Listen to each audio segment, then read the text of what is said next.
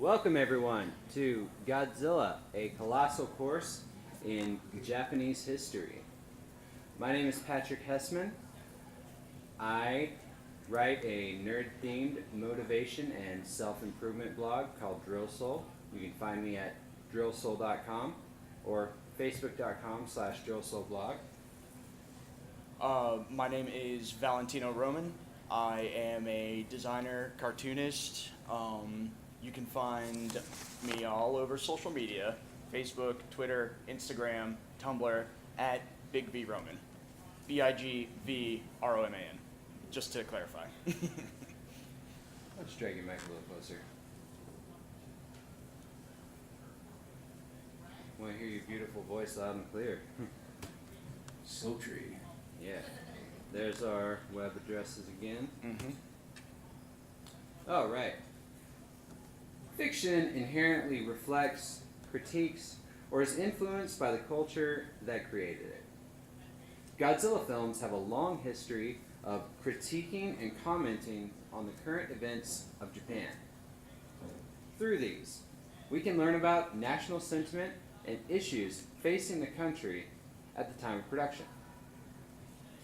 Over the years, Godzilla films have addressed issues such as the horrors of nuclear war, the first Godzilla film in 1954, rampant pollution, Godzilla versus the smog monster, fears of Japan's involvement in the Cold War, the return of Godzilla in 1984, overconfidence in a booming economy, Godzilla versus King Ghidorah in 1991, acknowledgement of wartime atrocities, Giant Monsters All-Out Attack in 2001, and governmental incompetence in responding to disasters, which will be the core theme of the film that Tino discusses.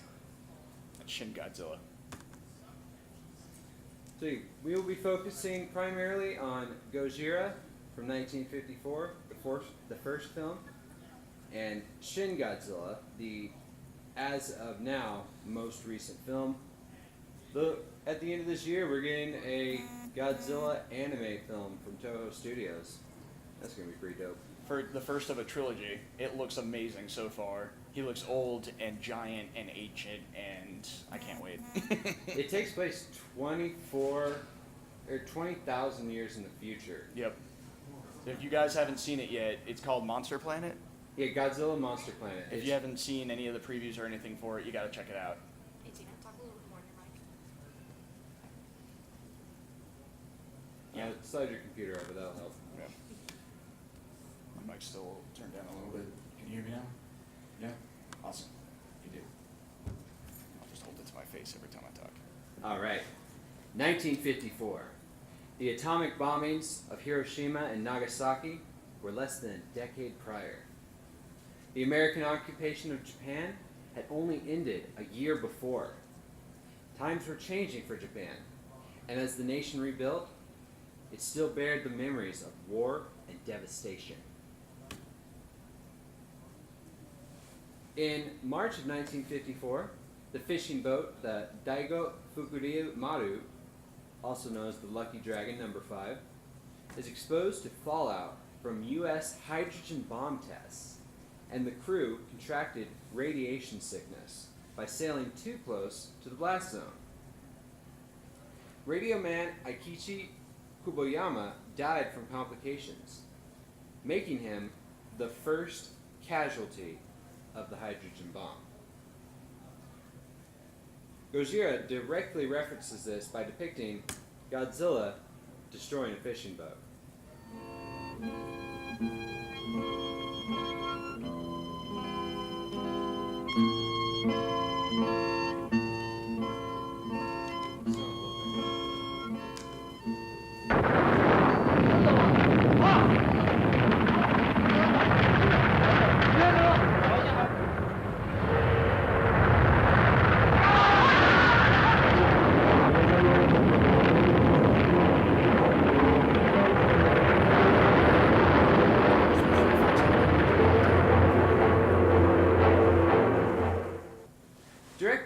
Ishiro Honda filmed Godzilla's rampage on Tokyo with the mentality that the monster's onslaught was a parallel to, or a physical manifestation of an atomic bomb attack.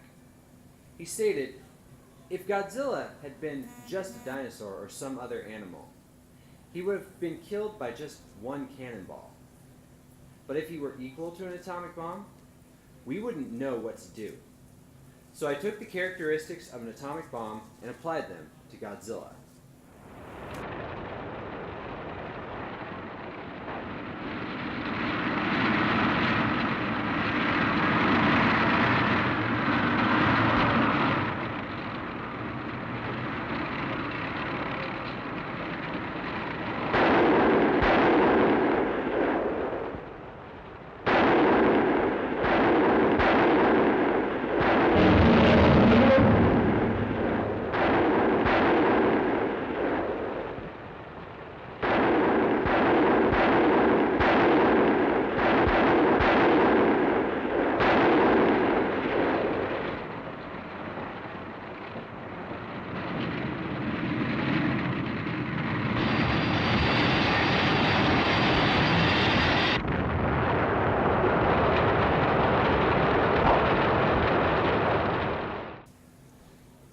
Taking the atomic bomb parallels one step further, Godzilla's skin was deliberately modeled on burn victims from Hiroshima.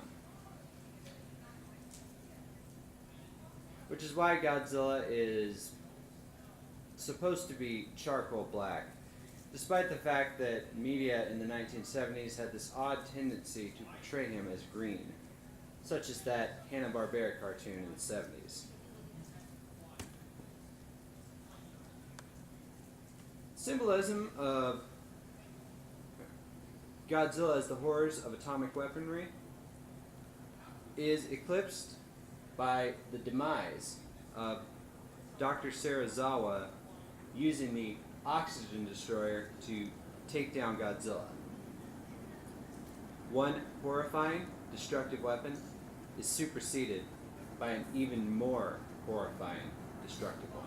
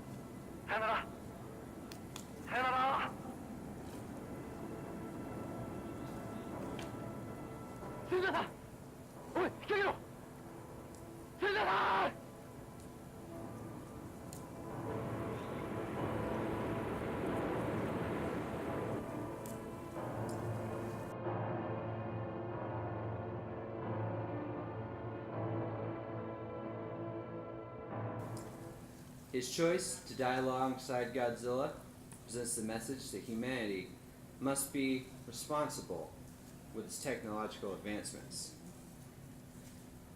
His worries of even more advanced and deadly weaponry are echoed by Dr. Yamane's declaration that if humanity does not change course with nuclear weapons, another Godzilla will appear.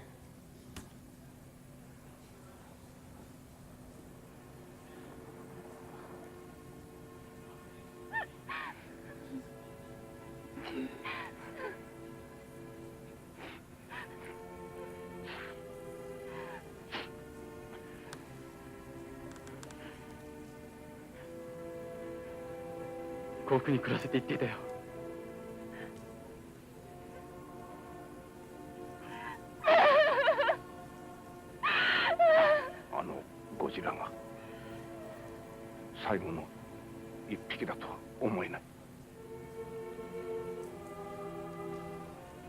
もし水爆実験が続けて行われるとしたら、ゴジラの同類がまた世界のどこかへ現れてくるかもしれない。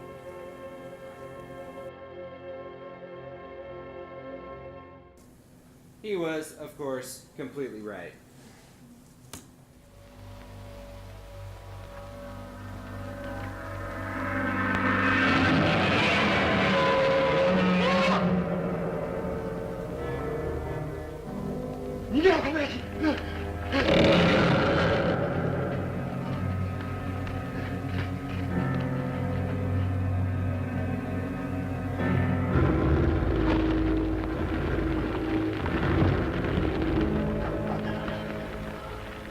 Godzilla! Godzilla に違いない。ゴジラ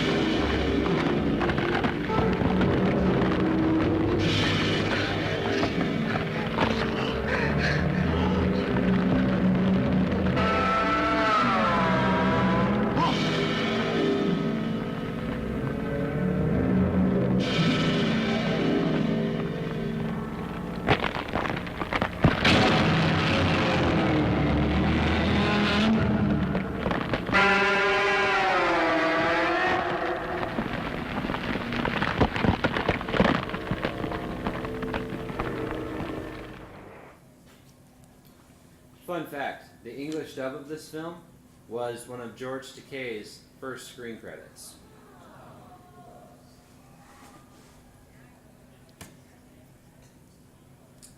So, in summation, Gojira encapsulates the lingering tragedy felt by Japan in the aftermath of the atomic bombings and warns viewers of the future calamities if humanity continues its development of more powerful weaponry. And now, I'm going to pass it over to Tino to discuss Shin Godzilla.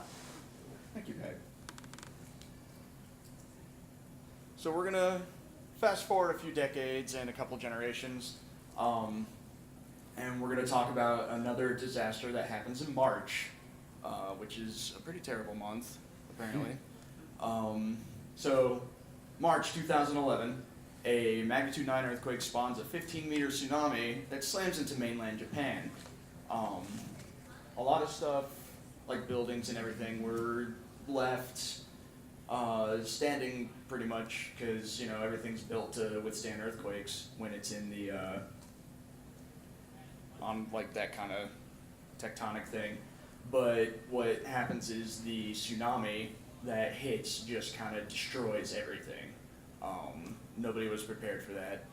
And at the Fukushima Daiichi, 4 reactors were eventually disabled, not from the earthquake, but from the tsunami. Plowed in, and it flooded off necessary equipment that was needed to keep a bunch of reactors running. So, with that in mind, Shin Godzilla is not just a reboot, but a complete reimagining of the franchise, directed by Hideki Anno and Shinji Higuchi, 2 monstrous powerhouses in their own ways. This movie spins the King of Monsters head around on his head, and delivers a message of defiance in the face of another horrible tragedy. Yep. It's right there for you. Yeah, I already went over that. So, the detail that they put into Godzilla movies is phenomenal. As Pat went over, they like to use imagery to portray certain things that have happened. So, in this case, during the movie, they go over like the spread of radiation from Godzilla and his path of destruction, and it bears a striking resemblance to the fallout and radiation that escaped from the reactors after the tsunami hit. So you can call those the radiation footprints, and to be kind of hilarious, there's an actual footprint in the radiation in the movie.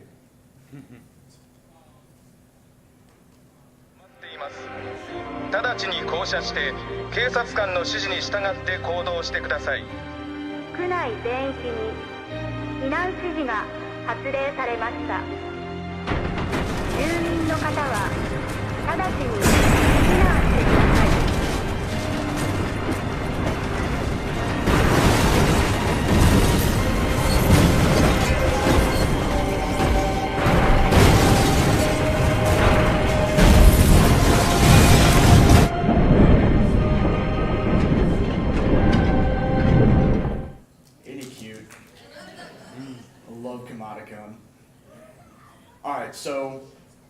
in the movie, you can see visual representations of what the tsunami had been doing to the streets of Japan.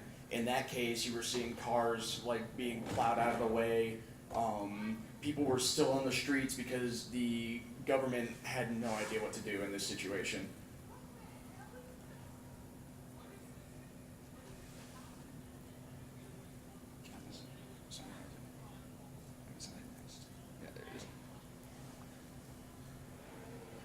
So throughout the movie, you'll see him crawl, waddle, and otherwise meander through the streets of Japan with nary a care, just like an actual natural disaster.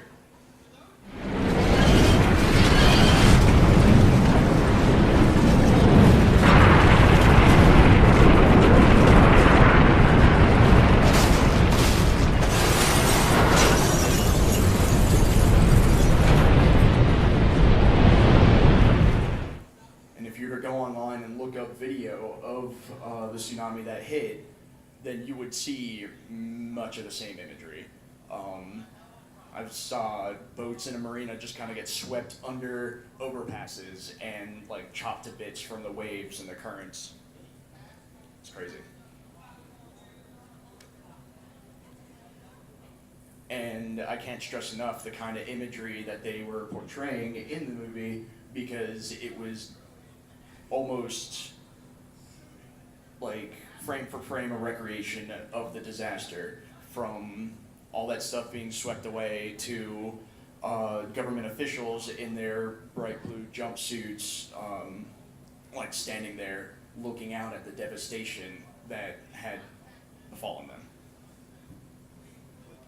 なんだ巨大不明生物としか呼称しようがありませんが、目下省内や大学や研究機関の生物学と他方面から学識経験者を招集し、緊急の有識者会議を設置すべく候補者リストを作成しております。早く正体を知りたい。急いでくれ。はい。総理、緊急の課題は尻尾の正体よりも今後の対応です。あ、そうか。しかしこいつは思ったより想定外すぎるぞ。ですが対処不能の選択肢はシンプルです。生還、つまり野放し、もしくは捕獲か駆除か、それとも湾外に追い出すかですね。でしたら駆除でよろしいかと。賛成ですね。トンネル事故との関連はさておいても、羽田は全便欠航、東京湾内が無期限全面封鎖されており、すでに莫大な経済的損失が出ております。私も駆除に同意します。そうだ、一刻も早く駆除すべきだ。そうだろう、防衛省。過去有害鳥獣駆除を目的とした出動は幾度かありますが、海事による東京湾内での火器の使用は前例もなく、なんとも。まあまあ、ことを荒立てず穏便に追い出せないのか。総理、各学会と環境保護団体が貴重な新生物として捕獲調査を提言しています。定置網を至急湾内に用意してほしいそうです。いや、ここは駆除だ。魚雷とか使えばすぐ済むだろう。お気持ちは分かりますが、ここは火器使用も含め本省に検討の時間をいただきたい。私からもぜひとも捕獲を視野に入れた検討を願います。速やかに巨大不明生物の情報を収集し、駆除、捕獲、排除と各ケース別の対処方法についての検討を開始してください。それどこの役所に行ったんですか？ So at that point in the movie, Godzilla had just appeared, and they had no idea what they were going to be doing with it. They were trying to figure out if they wanted to contain it, destroy it, what exactly it was to begin with. And that scene is just to illustrate the kind of putzing that the government was doing and how slow they were in responding. But it wasn't necessarily all that they were slow. It also shows that, you know, people in a position of power didn't want to give up that power, and they were trying to figure out the best way to help them keep it at the same time as figure out the situation. They were hurting more than they were helping, thinking of themselves first. Fun, if I may interject for a moment. Go ahead. Fun fact, every time the characters would have a title card showing their name and title within the government, and you'd think, oh, you only have to do that once with a character. But it's done repeatedly, but a character's title will change multiple times throughout the film. as Godzilla wreaks his destruction and people are lost or missing, yeah. So they're trying to keep their stations, but then losing it somehow, and people are moving up the ladder. And just making up task forces. And, yeah, just making things up to do it. Let's see. Let's go to the next one. Oh yeah, and this is probably one of my favorite scenes from the film. Just that last part where he's like, "Who are you talking to?"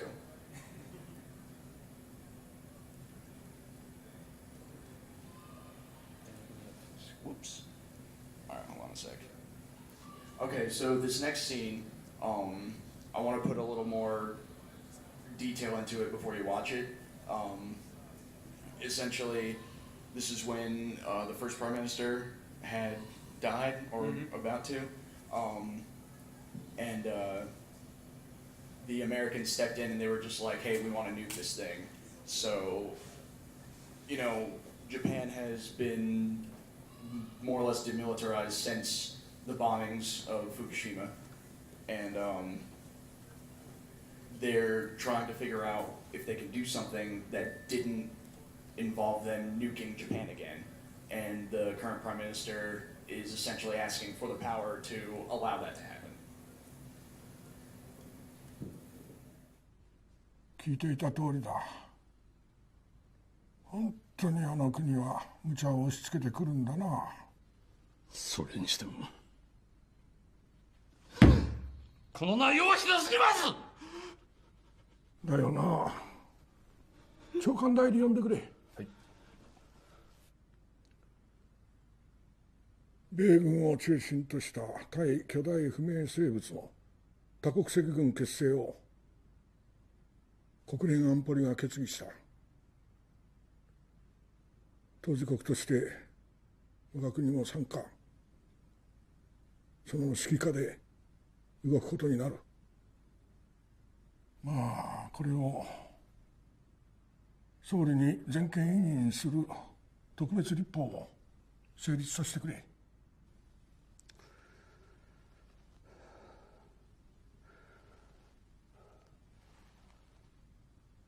東京での核兵器使用の容認もですか。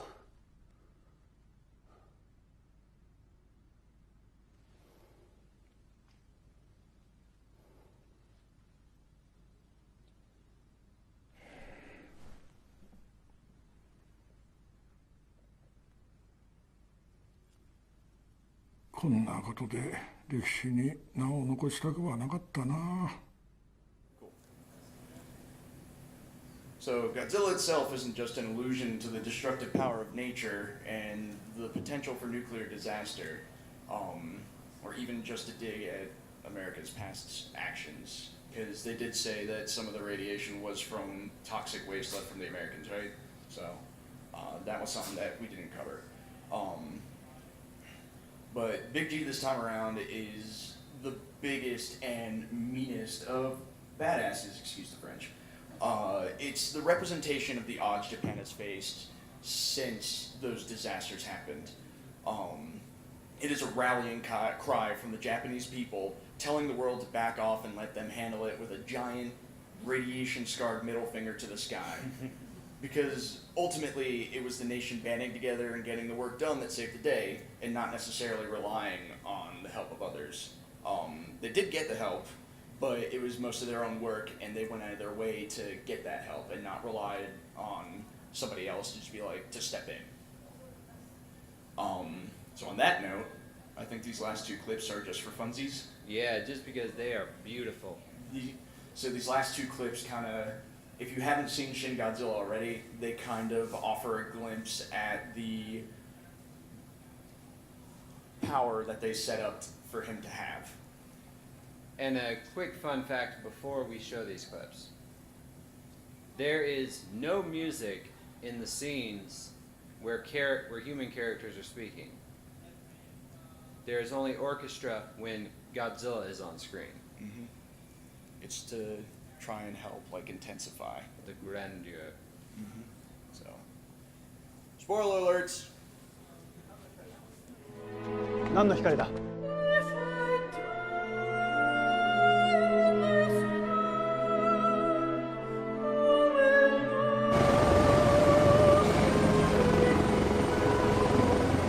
ちらの背後方に危険が発行中。正体不明。何をする気だ。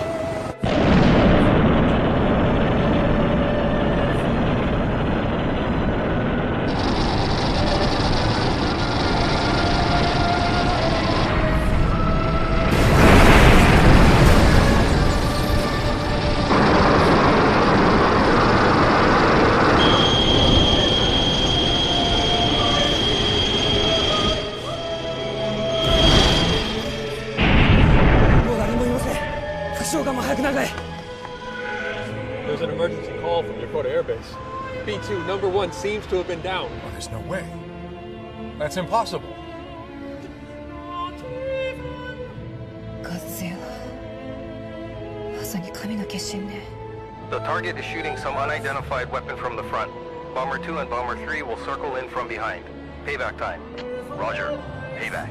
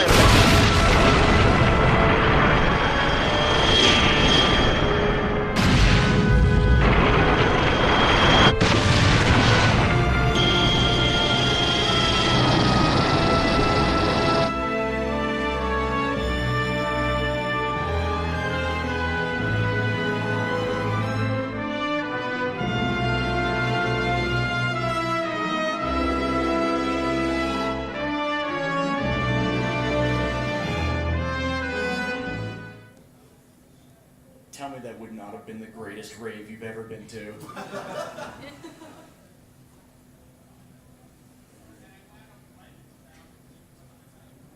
Oh, this one. Yeah.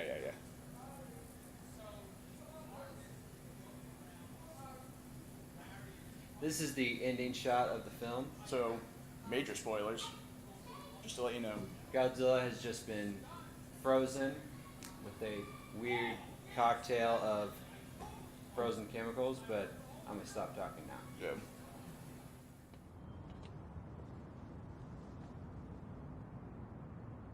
だが今はやめるわけにはいかない。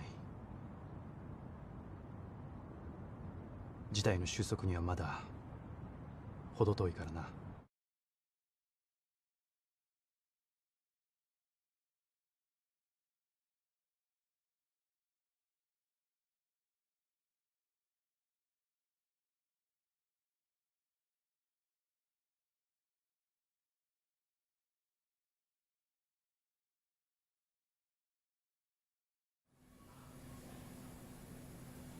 Sequel hook. That was some crazy looking stuff, huh?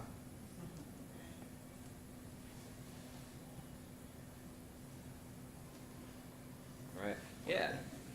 Godzilla films have a strong tradition of reflecting and commenting on Japan's society and its relationship to the rest of the world.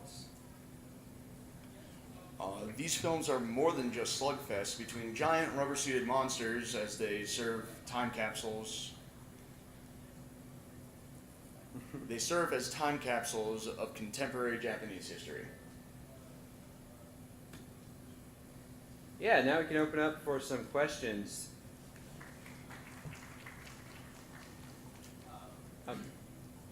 Yes.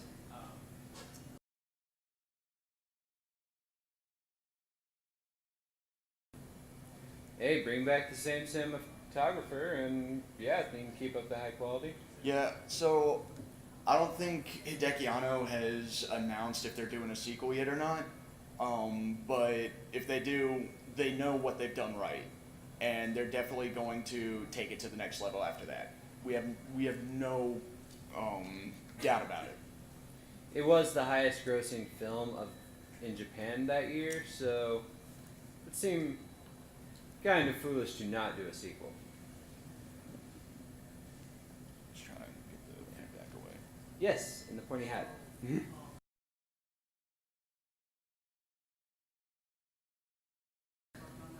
Yes. Yeah. That was Hideki Anno. Hideki Anno was the director of Evangelion, and his co-director, what was his name? You had it on there. Shinji Higuchi.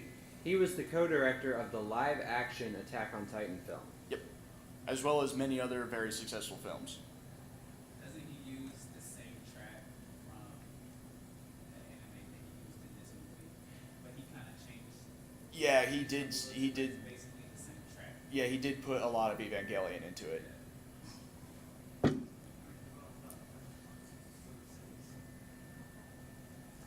Godzilla's design was just about exactly what I expected from the director of Evangelion. Feedback's terrible. Yes, in the red shirt.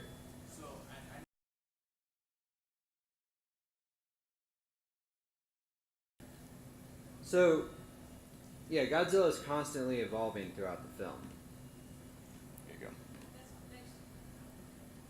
Yeah, so they speak about it at length for I think like one actual scene. Mm-hmm. After they figure out the genome, and they talk. What was that? That's the feedback from the mic. They talk about how.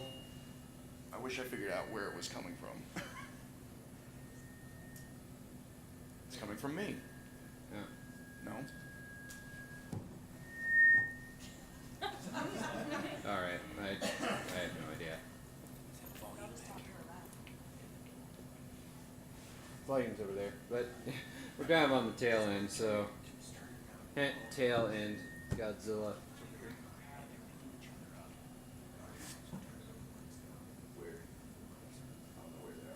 So while they mess with that, well, who else has a question? Evolution question. Yes, we stayed. He's evolving. Yeah. Yes, sir. In the Kiss shirt. Yeah.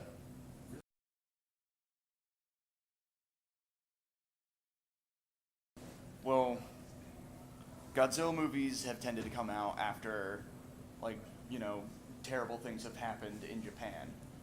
Like he stated earlier, the economic bubble collapsing for them with Godzilla vs. King Ghidorah. Actually, that was right before the bubble popped. Oh, okay. That And was it the was fear of the bubble popping. Yeah. Right. It was a warning of, hey guys, need to chill out. Then a year later, the Tokyo real estate bubble popped and plunging the country into a recession that it still has not recovered from. So. Yeah. So I mean. We don't know if they're going to be doing another one to begin with. They haven't come out to say we're going to make another live-action Godzilla. But there's no doubt in our mind that they will eventually.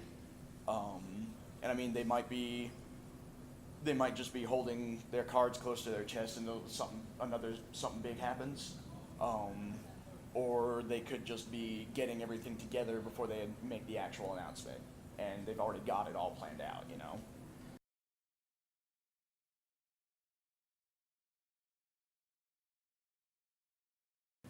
Plus, there's there's plenty of Godzilla projects in the works right now. Yeah, the animated movies, the legendary Godzilla movies coming out, and their big monster verse that they're building.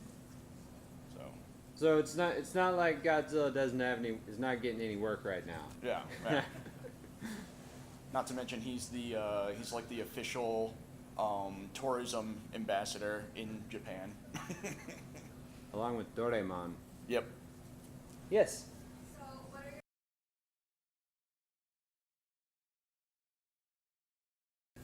Favorite enemy monsters. Space Godzilla, which is the result of Godzilla DNA being carried into space and getting sucked into a black hole.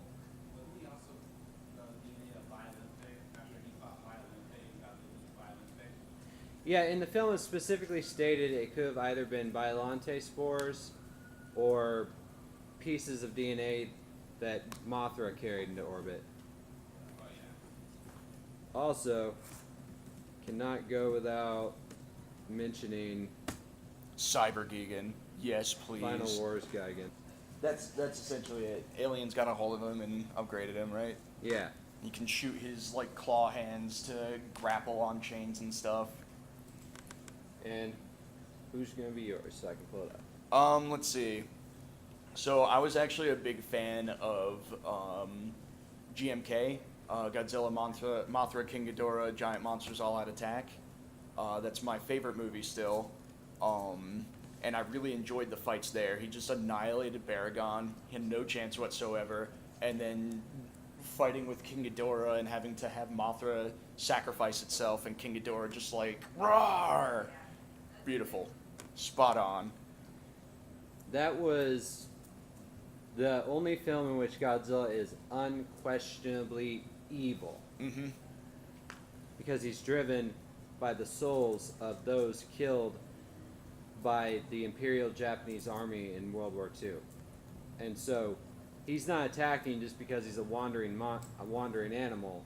He's attacking because he wants to destroy. He got plans. Yeah. He got plans. Any other monsters you'd like me to show?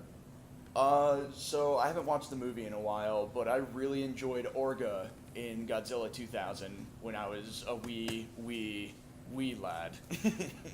That was a lot of fun for me, seeing him try and nom on Godzilla and try and become Godzilla, essentially, if I remember correctly. Yes, Orga is an alien organism that tried to copy Godzilla's DNA, but Godzilla interrupted the process halfway through.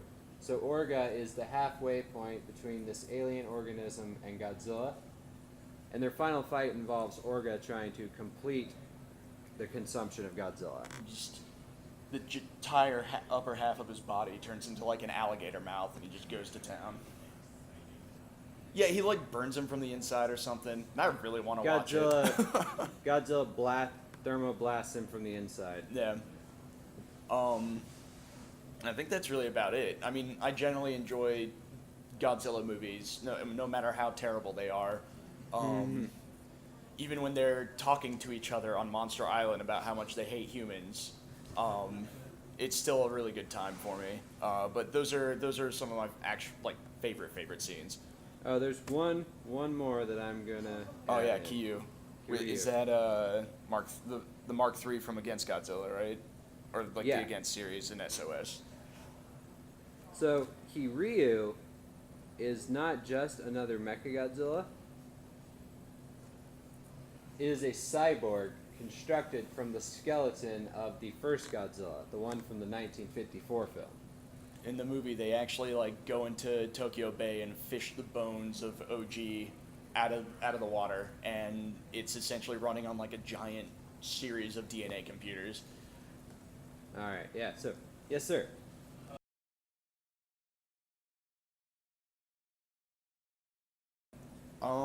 That's around Minya, isn't it? Or just before Minya?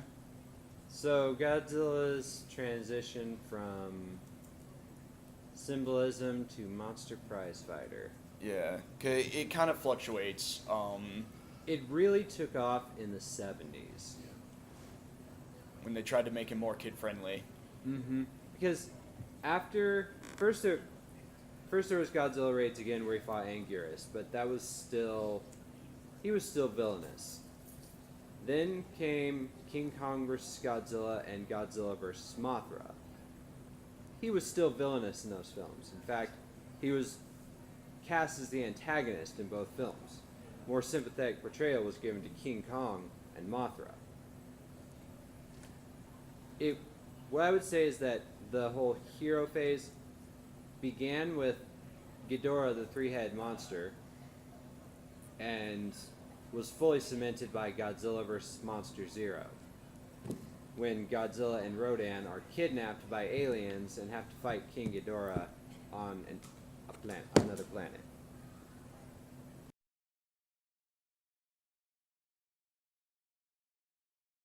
I can tell you right off the bat, the dudes from All Monsters Attack. You knew it. You read my mind. It's my least favorite Godzilla film. What are they named? This is Gabara. Gabara. Yeah. Look at that mug. All Monsters Attack is a film. Yeah. Oh, is it? About 8. Symbolism when the little kids reading. Right, yeah. Yeah, All Monsters Attack is a film about a little boy that is bullied, and he has fantasies of going on adventures on Monster Island with Godzilla's son, Minya. And Gabara is a monster that is bullying Minya. And Godzilla won't fight Gabara because he wants Minya to fight his own battles. Right. Which he kind of does it in a roundabout way of slamming on his tail to get him to use his atomic breath properly instead of just blowing like atomic smoke rings. All right, I think we have time for one more. I got one. Yes.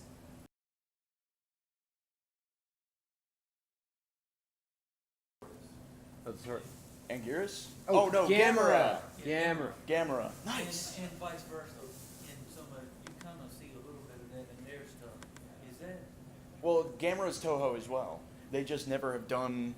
Gamera is owned by Daiei Studios. Toho has distributed Gamera films on a few occasions. That's what I meant to say.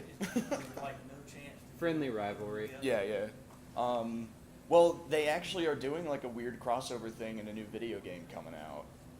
Where you actually play as a civilian trying to survive being attacked, or like being in a city during a kaiju attack.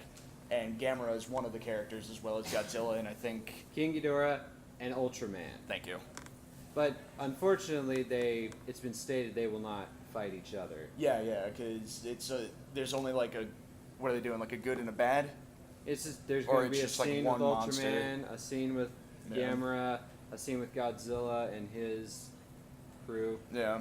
Hopefully that's indicative of maybe getting a crossover soon. We don't know. Toho's being a lot more open to different forms of media for Godzilla these days.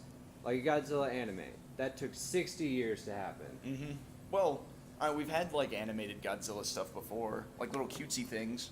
Yeah, but like in commercials. With the production value that can go into a modern anime, that was long time So, overdue. once again, shout out to Monster Planet. Please look it up if you haven't already. Show your interest. Yeah. And once again, if you'd like... Oh, do you have your hand up?